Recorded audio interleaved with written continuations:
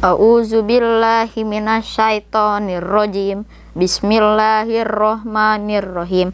Subhanallazi asro bi adihi lailam minal masjidil harami ilal masjidil aqsal lazi barokna haulahu linuriyahu min ayatina innahu huwas samiul basir. Sadaqallahul azim.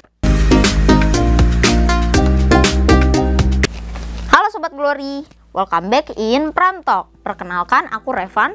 Hari ini aku akan menjadi host kalian dalam episode yang pastinya seru. Nah, kalian kan tadi sudah melihat aku membaca surat dalam Al-Quran kan? Nah, kalian sudah bisa menebak belum apa tema yang akan kita bahas kali ini? Yap, benar banget, tema kita hari ini adalah makna Isra Miraj. Oh iya, sebelum lanjut, jangan lupa untuk like, subscribe, dan juga share video ini ya. Nah, seperti yang sudah kita lihat tadi, aku membacakan surat Al-Isra ayat 1. Tapi itu baru sekian dari banyak hal yang akan kita bahas dalam episode kali ini. Mau tahu apa saja itu? Tahan, kita bahas satu persatu. Untuk itu, pada tema kali ini, selain ayat Al-Quran yang aku bacakan tadi, kita juga ada kedatangan tamu spesial nih untuk membahas materi menarik ini. Siapa mereka? Kita sambut Miss Nur dan Mr. Erwan. Assalamualaikum warahmatullahi wabarakatuh, Mister. Hai, Assalamualaikum. Waalaikumsalam. Silahkan duduk, Miss Nur dan Mister Erwan. Terima kasih, Revan. Nah, bagaimana nih kabarnya Miss Nur dan Mister Erwan? Alhamdulillah baik. Alhamdulillah sehat. Revan Sehat sendiri ya? gimana kabarnya? Sehat. Alhamdulillah. Nah, kita langsung aja ya masuk ke ngobrol-ngobrolnya. Oke, siap.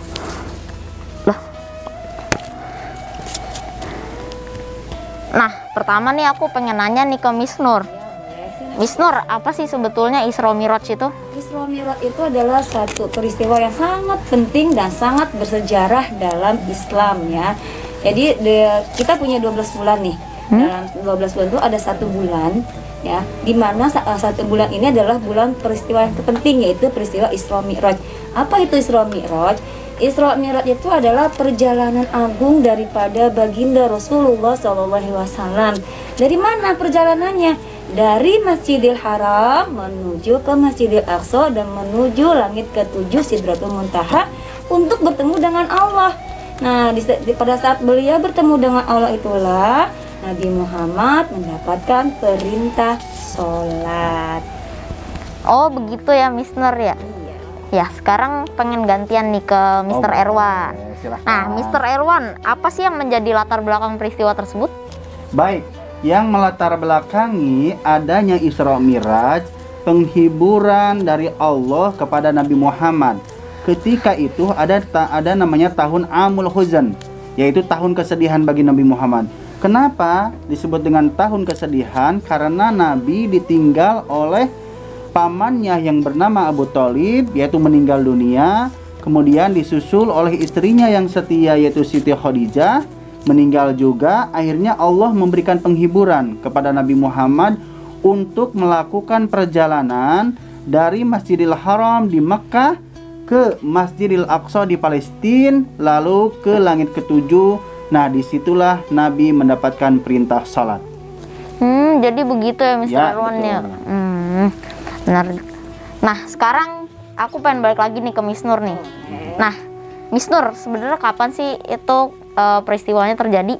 Peristiwa Isra Miraj itu sendiri. Iya. Ya, memang ada dua versi yang mengatakan tepatnya peristiwa Isra Miraj itu terjadi. Nah, versi yang pertama itu terjadi sekitar tahun 620 sampai 621 Masehi sebelum Hijriah. Nah, ada versi yang kedua itu terjadi tepatnya pada tanggal 27 Rajab. Nah, itu terjadi dan sampai sekarang pun mayoritas percaya bahwa peristiwa Isra Miraj itu terjadi pada tanggal 27 Rajab. Jadi 27 Rajab. 27 Pada Rajab. malam 27 Pada Rajab. malam 27 Rajab. Nah, sekarang aku pengen balik lagi ke Mr. Erwan. Nah, Mr. Erwan, apa sih hal penting yang dapat menjadi pelajaran dalam peristiwa tersebut? Nah, pelajaran yang bisa kita ambil dalam peristiwa Isra Miraj ini, yaitu kan tadi perjalanan Nabi dari Mekkah, yaitu Masjidil Haram, ke Masjidil Aqsa di Palestina ini dua masjid. Dua masjid bahwa Allah menyukai masjid. Allah menyukai masjid, otomatis ketika kita ingin dicintai oleh Allah, maka kita harus dekat dengan masjid. Dalam arti kita melakukan sholat berjamaah, berzakat, bersosialisasi di masjid, seperti itu. Kenapa? Karena ini simbol antara Masjidil Haram dan juga Masjidil Aqsa, itu dua masjid simbol kekuatan ketika Nabi Muhammad mendapatkan perintah sholat, seperti itu. Begitu ya, Mister. Tapi Sir, kan sekarang lagi pandemi, Sir. Gimana tuh untuk melaksanakan hal tersebut, Sir? Ya, karena ada wabah yaitu pandemi COVID-19, meskipun di sini simbol antara dua masjid, Masjidil Haram dan juga Masjidil Aqsa, tetapi kita bisa melaksanakan di rumah bersama keluarga, bersama ayah bunda, adik, kakak dan sebagainya, melakukan sholat berjamaah di masjid. Intinya kita dekat dengan masjid itu untuk melakukan sholat berjamaah. Kalaupun ada kondisi yang mengharuskan kita jauh dari masjid, dalam arti karena ada wabah dan sebagainya, maka kita bisa sholat berjamaah di rumah. Jadi tidak wah karena pandemi nih, karena harus ke masjid. Enggak, dalam arti kita karena ada alasan tertentu boleh melaksanakan sholat di rumah, asalkan berjamaah sama papa sama mama, seperti itu. Berjamaah maksud di sini itu. Oh, jadi begitu ya solusinya ya, Sir ya. Nah, intinya kalau boleh menambahkan nih ya. Jadi dalam kondisi apapun kita jangan pernah meninggalkan sholat. Karena sholat itu sendiri ada sejarahnya. Gitu. Kenapa kita diperintahkan sholat gitu. Oke, aku pengen balik lagi nih ke Miss Nur nih. Nah, Miss Nur, kan yang jadi hal pentingnya itu kan perintah sholat 5 waktu ya. Jadi sebelum itu belum ada perintah sholat dong? Sebelumnya sudah ada perintah sholat. Jadi ketika itu di mana Nabi Muhammad SAW sedang berdiam diri, berhalawat di Gua Hiro, datang nih malaikat Jibril memberikan wahyu. Nah, kemudian salah satu isi wahyu tersebut adalah mengajak Nabi Muhammad SAW untuk berwudu, belajar wudu, kemudian juga mengerjakan sholat. Nah, tapi itu hanya untuk ke Nabi Muhammadnya terlebih dahulu, belum disyariatkan kepada umat-umatnya. Nah, setelah peristiwa Isra Mi'raj ini terjadi, Allah mulai memerintahkan kepada Nabi Muhammad untuk dan umatnya untuk mengerjakan sholat yang awalnya 50 waktu, benar? Nah, yang awalnya 50 waktu. Nah, karena kemudian ini terasa berat. Terasa berat bagi umatnya Nabi Muhammad. Kemudian Nabi Muhammad berkata lagi kepada Allah, ya Allah, bisa tidak dikurangi, jangan sampai 50 waktu. Nah, dengan kemurahannya Allah, maka Allah mengurangi yang tadinya 50 waktu menjadi 5 waktu. Dan sampai saat ini kita mengerjakan yang fardu, sholat fardu itu 5 waktu. Boleh menambahkan? Nah, jadi secara syariat itu sudah ada ketika Nabi Muhammad mendapatkan wahyu pertama di Gua Hiro. Nah, adapun jumlah rakaat itu, adapun jumlah waktu itu 50 waktu. Ketika Nabi Muhammad turun ke langit ke-6, itu bertemu dengan Nabi Musa. Kata Nabi Musa, wahai kekasih Allah, Muhammad, engkau minta lagi ke Allah, minta keringanan, katanya. Umatku aja kuat-kuat, besar-besar, tidak akan sanggup melaksanakan sholat sebanyak 50 waktu, seperti itu. Akhirnya Nabi Muhammad meminta keringanan kepada Allah. Nah, ada menurut riwayat ada 9 kali permintaan, ada yang mengatakan 7 kali permintaan. Akhirnya turun menjadi 5 waktu. Subuh 2, zuhur 4, asar 4, maghrib 3, isya 4. Jadi totalnya 17 rakaat. Itu yang wajib kita lakukan, seperti itu. Jadi sebenarnya ada ya dulu sebelum Isra Mi'raj itu? Ada, secara syariat ada, tetapi hanya untuk Nabi Muhammad, belum disyariatkan ke umatnya. Begitu ya. Oke, sekarang ini pertanyaan buat Mr. Erwan lagi. Nah, Mr. Erwan, nih, kenapa kita diwajibkan sholat 5 waktu, Mister? Nah, pertanyaan yang sangat bagus sekali. Mengapa kita diwajibkan sholat 5 waktu? Kita ingat di dalam sebuah ayat Allah Subhanahu wa taala berfirman, Inna sholata tanha anil fahsya'i wal munkar wal bagh. Sesungguhnya sholat itu mencegah dari perbuatan keji dan mungkar. Salah satu cara agar kita terhindar dari perbuatan keji dan mungkar, maka dengan melakukan sholat. Kenapa dengan melakukan sholat? Karena sholat itu salah satu cara kita berkomunikasi dengan Allah. Kita mulai Allahu Akbar sampai diakhiri dengan salam. Itu bacaan-bacaannya kita sedang berkomunikasi dengan Allah. Nah, ketika seseorang sudah melaksanakan sholat, lalu mengaplikasikan nilai-nilai sholat tersebut di dalam kehidupan sehari-hari, sehingga terhindar dari perbuatan keji dan mungkar. Seperti itu. Jadi begitu ya, kita diwajibkan sholat 5 waktu. Iya, betul. Nah, sebelum kita lanjut nih, aku mau kasih game nih buat Miss Nur dan Mr. Erwan. Game apa dulu nih? Enggak sih, ini gampang aja. Gamenya itu jawab cepat. Oke. Jadi nanti itu aku bakal kasih 2 pilihan ke Miss Nur dan Mr. Erwan. Ya. Nah, nanti itu harus dijawab dan juga ntar aku bakal bertanya itu kenapa pilih itu. Baik. Nah, jadi yang pertama nih, Nabi Adam atau Nabi Nuh? Adam. Miss Nur? Nuh. Kenapa nih? Kalau Mr. Erwan? Oke, saya ke Mr. Erwan dulu. Kenapa Nabi Adam? Karena Nabi Adam adalah manusia pertama. Asal mula kita ada di sini nih, itu awalnya dari Nabi Adam alaihissalam ketika bersama Siti Hawa. Awal mula Allah menciptakan manusia khalifah di dunia ini melalui Nabi Adam. Nah, kalau Miss Nur kenapa pilih Nabi Nuh? Kenapa pilih Nabi Nuh? Nabi Nuh itu adalah seorang nabi yang termasuk golongan ulul azmi, artinya yang punya kesabaran yang luar biasa ketika berdakwah. Ya, dimana beliau berdakwah selama 950 tahun lamanya, tetapi hanya sedikit saja yang mengikuti ajaran beliau. Tidak hanya itu, beliau juga benar-benar berjuang ketika mensyariatkan agamanya Allah, ketika mengajak umatnya untuk beribadah kepada Allah, itu umatnya itu banyak yang istilahnya melawan, tidak terima dengan ajaran yang dibawa oleh Nabi Nuh. Bahkan istri dan anaknya sendiri pun sampai tidak mau mengikuti ajaran daripada Nabi Nuh alaihi salam. Jadi karena kesabarannya beliau itulah ketika berdakwah. Oh, begitu ya, Miss ya. Nah, selanjutnya Siti Khadijah atau Siti Aisyah? Siti Khadijah. Siti Aisyah. Kenapa nih pertama, Mr. Erwan? Siti Khadijah itu, kenapa Siti Khadijah?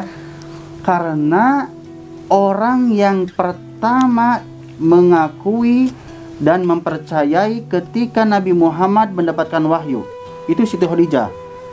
Sedangkan yang lainnya itu menolak ketika Nabi mendapatkan wahyu yang pertama, yaitu surat Al-Alaq ayat 1 sampai 5. Iqra bismi rabbikal ladzi khalaq, khalaqal insana min 'alaq, iqra wa rabbukal akram, alladzi 'allama bil qalam, 'allamal insana ma lam ya'lam.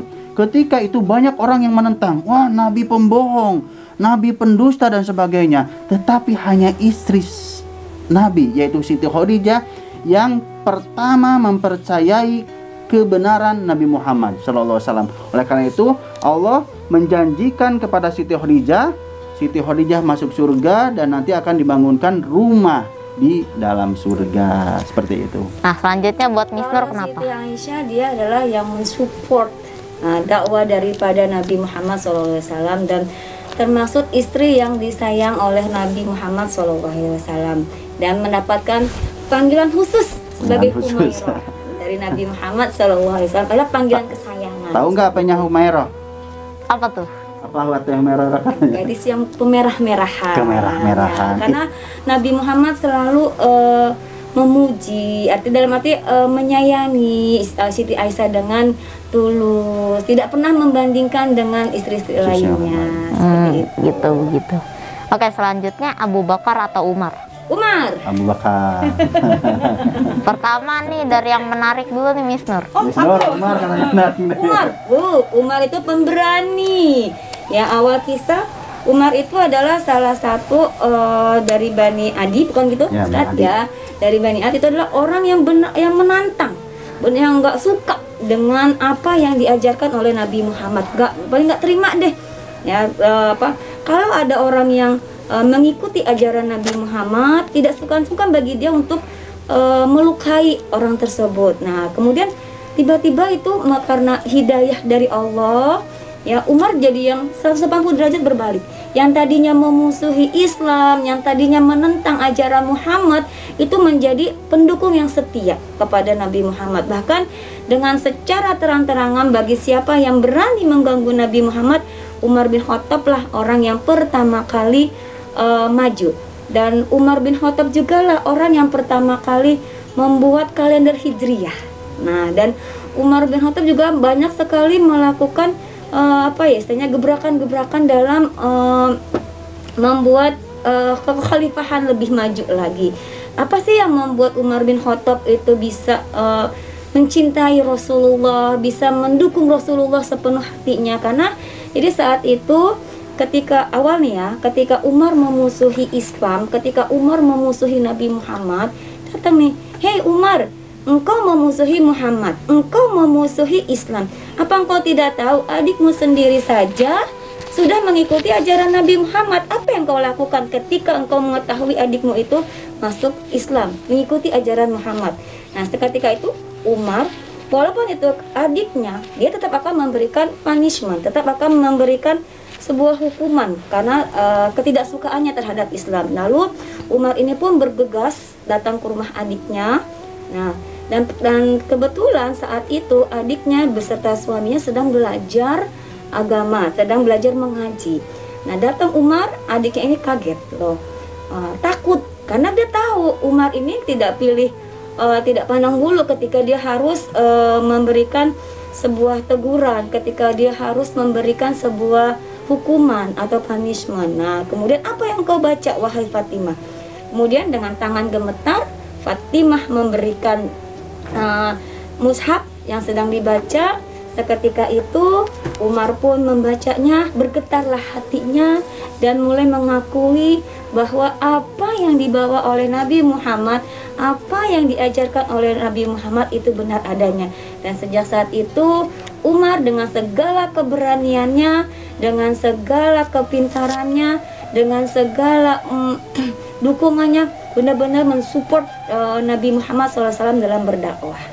Nah, selanjutnya Mr. Erwan, kenapa Abu Bakar? Kenapa Abu Bakar? Karena ketika Abu Bakar itu ditunjuk menjadi pengganti Nabi Muhammad, seorang Abu Bakar menolak. Tidak langsung, "Abu Bakar, engkau pengganti Nabi Muhammad." "Iya, saya siap, saya mau jadi pengganti Nabi Muhammad." Enggak, tetapi Abu Bakar malah menolak. Yang lebih pantas Umar. Umar malah balik lagi, yang lebih pantas Utsman. Utsman malah ini lagi, yang lebih pantas Ali. Akhirnya saling tunjuk-menunjuk. Nah, kenapa Abu Bakar? Mr. Erwan, ketawaduan Abu Bakar. Dia sangat tawadu, tidak gila dengan jabatan. Berbeda dengan sekarang, ketika orang ditunjuk ingin menjadi menteri atau apapun lah itu, langsung mau gitu. Nah, Abu Bakar mikir-mikir nih. Kenapa? Karena semua yang kita emban di dunia ini, amanah yang kita miliki di dunia ini, itu memiliki pertanggungjawaban yang sangat-sangat luar biasa nanti di akhirat kelak. Oleh karena itu Abu Bakar mikir-mikir, nah kalau saya jadi pengganti Nabi Muhammad, bagaimana laporan saya, bagaimana pertanggungjawaban saya? Akhirnya karena desakan dari masyarakat ataupun warga ketika itu, terpilihlah Abu Bakar seperti itu, dengan tidak mensampingkan Umar, Utsman, dan Ali. Tetap ada dukungan dari Umar, dari Utsman, dan juga dari Ali. Seperti itu. Oh, begitu ya. Revan sendiri. Kalau aku sih lebih condong ke Umar. Oh. Kenapa? Berani ya. Berani. Kita harus berani menegakkan keadilan. Nah, terus selanjutnya itu ada Mekah atau Madinah? Mekah. Madinah. Mekah. Pertama Mr. Erwan. Mekah. Itu kenapa Mekah? Karena sejarah adanya ibadah haji itu di Mekah ketika zaman Nabi Ibrahim alaihissalam. Dan semua orang umat Islam di dunia ini selalu kalau kita tanya cita-citanya apa nih? Ingin pergi ke Mekah. Kebetulan Mr. Erwan belum pergi ke Mekah nih. Dulu kan sebelum ini cerita aja ya, sebelum jadi guru itu Mr. Erwan dulu kerja di travel. Nah, ketika bertanya kepada jamaah yang pulang dari Mekah, mereka ingin balik lagi. Bisa orang tanya, kenapa ingin balik lagi? ternyata ketika hati mereka sedang di sana ataupun sedang berada di sana, hati mereka itu tenang, damai seperti itu. Sehingga Mekah ini tempat kedamaian bagi seseorang. Oleh karena itu, kenapa setiap orang yang sudah melaksanakan ibadah haji atau umroh ingin balik lagi ke Mekah, seperti itu. Selanjutnya Miss Nur. Miss Nur, kenapa suka Madinah? Ya mungkin Mekah dan Madinah adalah dua kota suci, di mana kalau Mekah itu adalah tempat kelahirannya daripada Nabi Muhammad SAW, sedangkan Madinah adalah tempat awal mula Nabi Muhammad hijrah. Ya, jadi ketika kaum kafir Quraisy nih memusuhi beliau, tidak terima dengan ajaran yang beliau bawa, pada akhirnya beliau pun hijrah ke Madinah, dan di Madinah pun beliau mendirikan masjid untuk yang pertama kali di sana. Jadi walaupun Mekah dan Madinah ini adalah memang dua tempat kota yang suci, kota yang bersejarah bagi umat Islam, dua-duanya mempunyai nilai nilai yang penting dalam kehidupan kita sehari-hari. Intinya seperti itu. Jadi Mekah dan Madinah kota bersejarah yang harus kita tahu bukan untuk keberadaannya sih, lebih kepada nilai-nilai sejarah yang ada selama di Madinah dan Mekah, seperti itu. Selanjutnya ada lebih memilih berdagang atau menjadi raja? Berdagang pastinya. Waduh, dua-duanya berdagang. ini yang sama nih. Kalau yang tadi kan bisa nih, sekarang berdagang sama nih. Nah ya, coba nih kalau Mr. Erwan, apakah pendapatnya beda sama Miss Nur? Kenapa berdagang? Nabi itu seorang pedagang. Dia bukan hanya seorang nabi, tetapi seorang pedagang. Kenapa disukai oleh banyak orang? Karena ketika berdagang, Nabi Muhammad selalu mengedepankan kejujuran. Kejujuran, ketika orang selalu berkata jujur, maka akan disukai oleh orang. Dalam arti bukan hanya berdagang saja, dimanapun kita harus selalu berkata jujur. Itu salah satu sifat Nabi. Kalau kita ingin disukai orang, banyak teman dan sebagainya, maka hati-hati, kita harus selalu berkata jujur, hindari kata bohong dan sebagainya. Lidah itu tidak bertulang, tetapi kalau sudah berkata bohong dan menyakitkan seseorang, itu susah obatnya. Kalau dosa terhadap Allah, itu kita bisa sholat taubat, minta ampun kepada Allah. Tetapi ketika kita memiliki dosa terhadap manusia, karena lidah ini berkata bohong dan sebagainya, itu kita harus meminta maaf kepada orang tersebut, dan orang tersebut harus ikhlas menerima maaf kita, seperti itu. Oh begitu. Kalau Miss Nur kenapa? Ya, kalau dari sisi Mr. Erwan, bahwa badan itu adalah dibutuhkan kejujuran, selain itu juga dibutuhkan kesabaran, dan bahkan Allah pun bilang yang namanya mencari rezeki itu lebih banyak di berdagang, ya. Jadi Allah membukakan pintu-pintu rezeki itu, salah satunya adalah pintu rezeki dengan cara berdagang. Tapi sekali lagi perlu diingat, berdagang itu butuh kesabaran, butuh kejujuran, butuh keuletan gitu. Dan yang terpenting adalah kita butuh relasi yang banyak gitu. Harus siap rugi. Segala macam hal-hal seperti itu. Yang intinya kita jangan pernah lelah untuk terus berikhtiar, untuk terus berusaha. Apapun usaha dagangan kita, yakin, optimis bahwa sudah ada pintu rezeki yang sudah Allah siapkan untuk kita. Kalau Revan sendiri nih, kalau ada pilihan dua tadi nih. Kalau aku sih berdagang. Oh, berdagang juga. nggak ingin gitu menjadi seorang raja. Ribet Miss kalau jadi raja. Ribet. Oke, tapi tetap harus optimis ya. Perlu diingat jujur. Iya, jujur. Sama selanjutnya itu ada Irak atau Iran. Irak atau Iran nih? Irak aja deh. Irak. Waduh, sama lagi deh. Coba nih, yang pertama Mr. Erwan lagi. Sekilas Mr. Erwan baca tentang Irak. Irak dari segi kepemimpinan ketika itu Saddam Hussein, meskipun dikecam sama orang, tetapi hakikatnya Mr. punya teman nih yang kuliah di Libya, dan di sana ternyata sosok dari pemimpin Saddam Hussein ini sangat mengayomi orang-orang yang kurang mampu. Bahkan mahasiswa Indonesia pun yang mohon maaf ya, dalam tanda kutip ekonominya menengah ke bawah, dari dari pemerintahan dari Saddam Hussein itu dikasih dana untuk kuliah, untuk makan dan sebagainya. Sehingga yang pertama dari kepemimpinan beliau itu sholat, menegaskan ataupun memerintahkan kepada seluruh warga itu agar selalu menjaga sholat 5 waktu seperti itu. Kalau Miss Nur?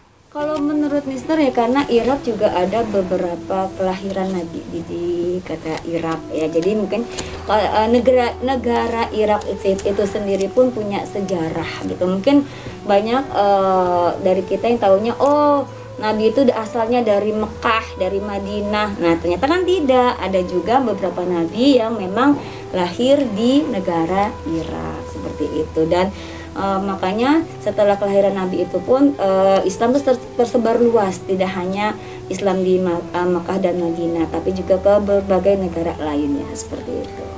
Nah, pilihan yang terakhir nih ada surat Al-Fil sama surat Al-Maun. Al-Maun.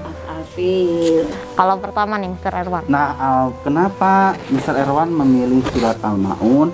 Al-Maun itu artinya barang-barang yang berguna. Tetapi di dalam surat Al-Maun itu ada ayat fawailul lil musallin, celakalah bagi orang yang sholat.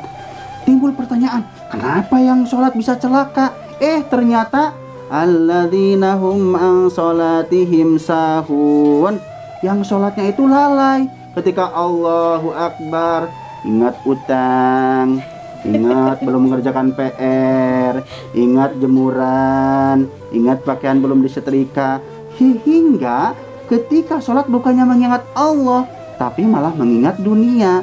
Maka celakalah bagi orang yang sholat. Orang yang sholat celaka kenapa? Lalai dari sholatnya. Ini berkaitan dengan yang tadi Isra Mi'raj tadi. Oh iya begitu. Nah, kalau Miss Nur? Al-Fil. Oke, Al-Fil itu menceritakan, ada nilai sejarahnya ya, karena ini menceritakan tentang tahun dimana kelahiran Nabi Muhammad. Saat itu ada seorang nih bernama Abraha, ya kan. Abraha ini ingin menghancurkan kota Mekah dan Ka'bah.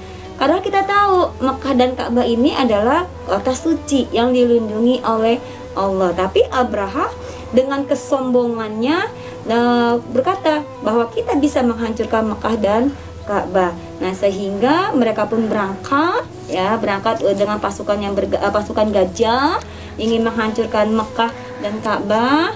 Nah, kemudian oleh Allah diberi perlindungan supaya Ka'bah dan kota Mekahnya itu tetap aman, tetap selamat. Apa yang dilakukan Allah? Allah mengirimkan burung ababil. Nah, burung ababil ini dibekali nih sama Allah dengan batu-batu kecil yang diambil dari neraka. Kemudian batunya tersebut dijatuhkan kepada Abraha dan tentara pasukan bergajahnya.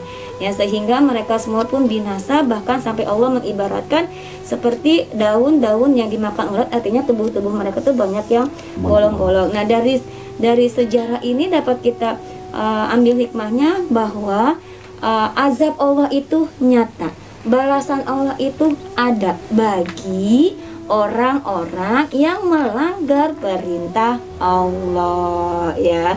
Semuanya itu ada balasannya. Maka dari itu apapun yang kita perbuat, selama itu perbuatannya baik, sekecil apapun perbuatan itu dikasih pahala sama Allah, dikasih balasan yang baik. Tapi sebaliknya, kalau perbuatan itu jelek, sekecil apapun perbuatan itu, Allah pun akan memberikan balasannya. Contohnya kayak tadi kan, Abraha ketika ingin menghancurkan kota Mekah, bukannya berhasil, malah mendapatkan azab dari Allah, malah mendapatkan balasan siksaan dari Allah dengan mereka semua binasa dan badan-badan mereka bolong seperti daun yang dimakan ulat, seperti itu. Jadi ada nilai-nilai tersendiri di dalam surah-surah Al-Quran itu. Nah, boleh nih Mr. Erwan sama Miss Nur bacain suratnya. Baik. Mr. Erwan tadi Al-Maun ya? Iya, Al-Maun. A'udzu billahi minasy syaithanir rajim. Bismillahirrahmanirrahim. Ara'aital ladzi yukadzibu bid-din, fadzalikal ladzi yad'ul yatim ولا يحض على طعام المسكين فويل للمصلين الذين هم عن صلاتهم ساهون الذين هم يراءون ويمنعون الماعون صدق الله العظيم. Miss Nur. Oke. A'udzu billahi minasyaitonir rajim. Bismillahirrahmanirrahim. Alam tara kaifa fa'ala rabbuka bi ashabil fil. Alam yaj'al kaidahum fi tadlil wa arsala 'alaihim tayran ababil tarmihim bihijaratin min sijil faj'alahum ka'asfin ma'kul. Shadaqallahul azim. Nah, itu tadi pilihan yang terakhir ya. Nah, sekarang kita udah selesai nih main gamenya. Kita lanjut. Selesai juga main gamenya. Setelah sekian lama ya. Sekian lama kita main game. Kita main game ya. Ya, nah sekarang kita lanjut lagi nih ngobrol-ngobrolnya. Oke, boleh. Sekarang nih aku mau ke Mr. Erwan nih. Boleh. Nah kan Mr. Erwan nih, ini kan zaman berkembang terus ya. Betul. Sebenarnya perlu nggak sih kita mempelajari tentang peristiwa Isra Miraj itu? Meskipun zaman semakin berkembang, tetapi belajar tentang Isra Miraj, tentang sholat perlu kita sebagai umat Islam untuk mengingatkan kita agar kita selalu dekat dengan masjid untuk melaksanakan sholat berjamaah.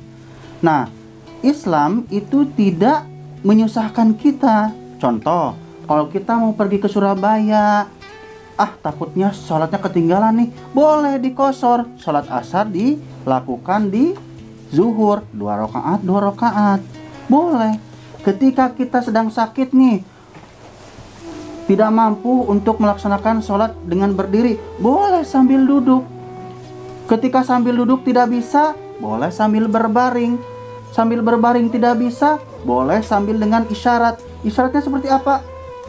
Anggota tubuh yang bisa bergerak, contoh jari ini, seperti ini, boleh. Kalaupun dengan isyarat tidak bisa, berarti tandanya meninggal, sudah tidak ada napasnya.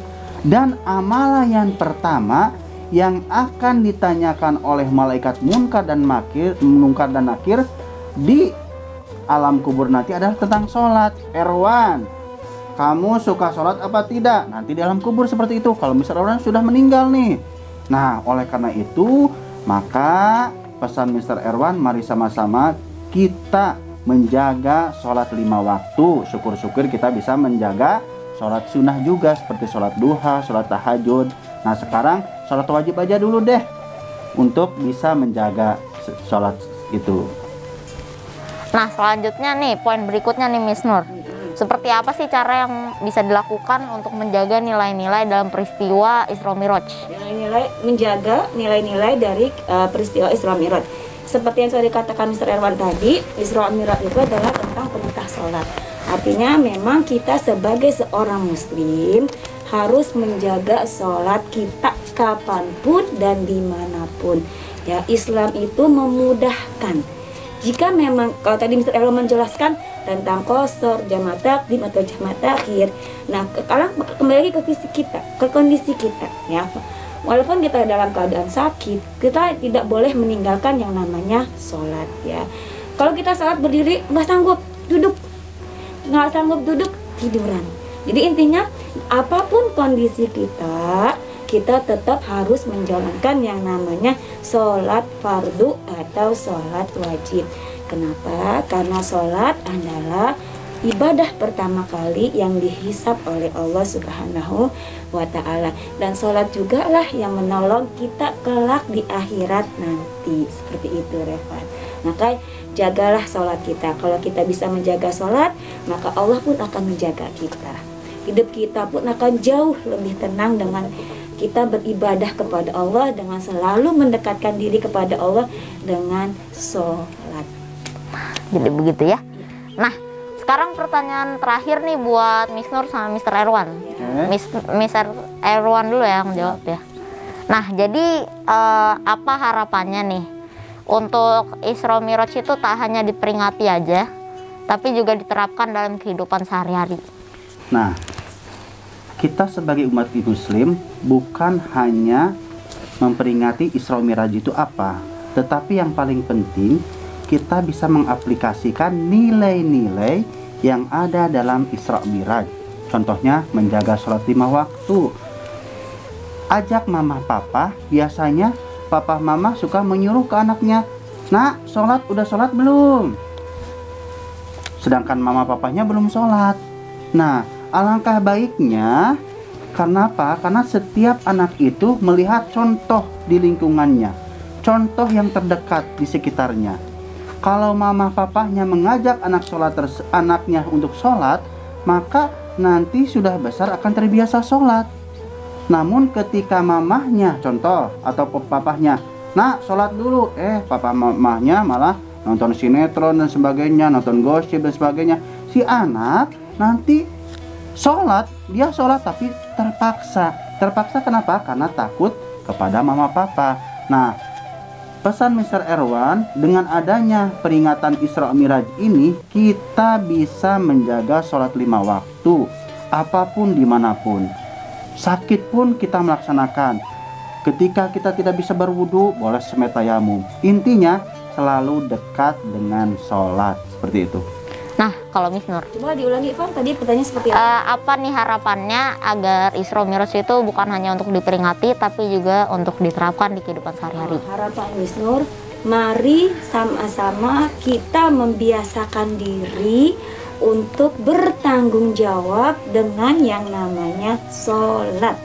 Karena apa? Kalau dari kecil kita sudah bertanggung jawab terhadap sholat, insya Allah sampai kita besar pun kita akan melaksanakan sholat. Bahkan ketika kita nggak sholatnya atau ketika kita meninggalkan sholat, ada rasa yang hilang. Nah, seperti itu. Apa ya? Oh iya, aku belum sholat. Nah, maka dari itu harapan Miss Nur untuk teman-teman semua, untuk anak-anak semua, yuk sama-sama semangati diri kita.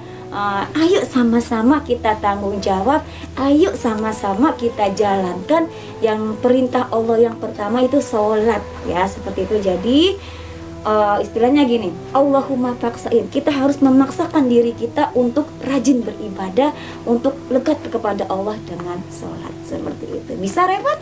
Bisa. Bisa. Semangat untuk sholat? Alhamdulillah. Alhamdulillah. Semangat ibadahnya, semangat belajarnya.